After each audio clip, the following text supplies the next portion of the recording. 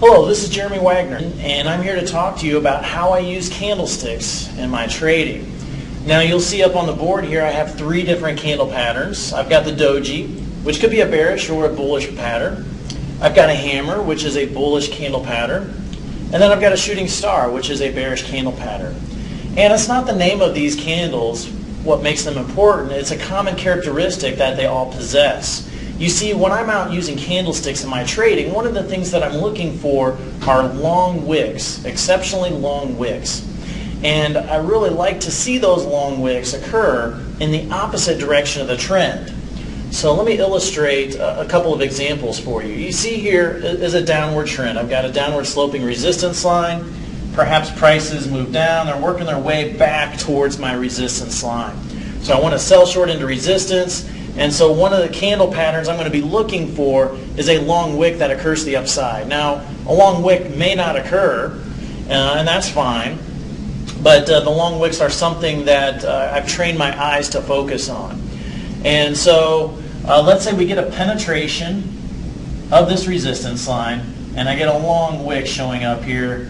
And let's make it a shooting star type of pattern. Okay? And so in this situation, you see prices traded up to these levels in the wick, but not for very long. Sellers came in, pushed this down. Perhaps even sellers were looking at a resistance line that is in the same area as to what I have right there. And so if I feel really good about the direction of the trade or the possible trend, then I'll go ahead and enter on the next candle and place a stop just above the high of the candle. But if this is an exceptionally long wick, like if you were to look at your whole chart and you don't see any wicks that are longer than what you see at this point, an exceptionally long candle, then a lot of times what I'll do is I'll set an entry order up a little bit higher on the wick. And so let's say I'm using this shooting star up here as an example. And by the way, what is a long wick? Well, to me, a long wick is where you have at least 50% of the length of the candle encompassed by the wick. So you see here this hammer, and here's the body of the candle, and so here's my wick. You can see from the high to the low that this wick is easily 3/4 or probably 4/5 the length of the candle. So it's probably 75-80% of the length of the candle. And in this situation, here's my high, here's my low, and the wick is possibly 2/3 to 3/4, 60, 70, 80% of the length of that candle as well. So a long wick is going to be at least 50% of the candle. So if this is a situation, if this is my shooting star that's showing up down here, then I'll look to place an entry order a bit higher up on the candle, because when this is exceptionally long, a couple of candles later, a lot of times prices will go back and it'll retest the wick, retest the high on this wick. And so I'll place an entry order up here. I'll place a stop up above the high.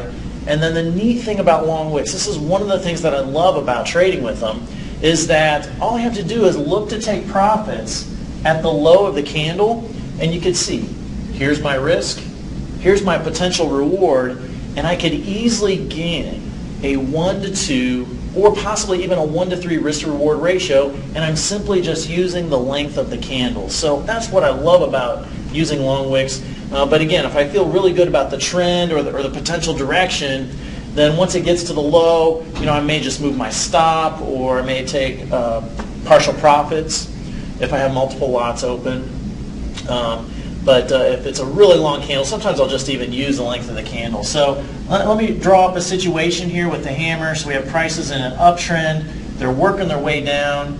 And let's say we get, maybe not a hammer, but let's say we get a doji-like of candle here that forms.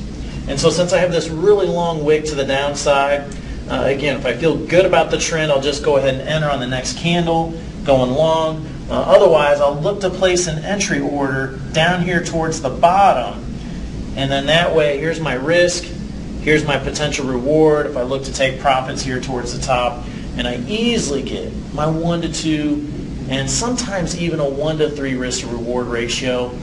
And sometimes you can even garner up a pretty tight stop in that regard too. Now you're going to miss a lot of trades if you use that technique, and so you've got to keep in mind or be psychologically ready for the fact that, oh man, I knew that the price was going to move up, but yet I waited for an entry order that never got triggered. So you're going to have a lot of trades you're going to miss out on, but if you do have that patience and discipline of going out and finding the long wicks, it's a very fun style of trading, and I enjoy looking for them. So I hope you found value in watching this, and I want to wish you the best of luck in your trading as well.